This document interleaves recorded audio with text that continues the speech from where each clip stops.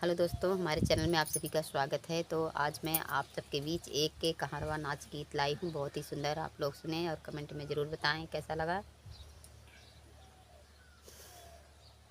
अपना त गैला सहरिया हो दिल जरई हमार, अपना त गैला सहरिया हो दिल जरई हमार,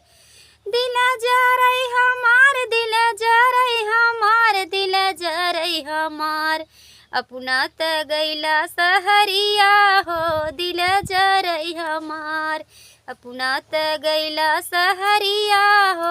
दिल जरई हमार।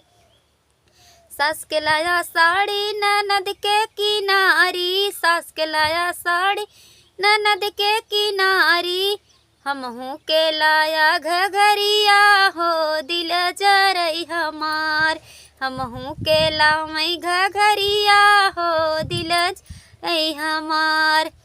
अपना त गैला सहरिया हो दिल जरई हमार, अपना त गैला सहरिया हो दिल जरई हमार,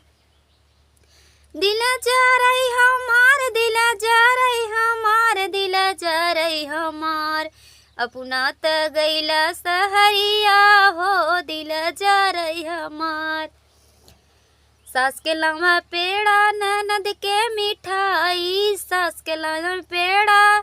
ननद के मिठाई, हमहू के लावई जलेबिया हो दिल जरई हमार, हमहू के लावई जलेबिया हो दिल जरई हमार,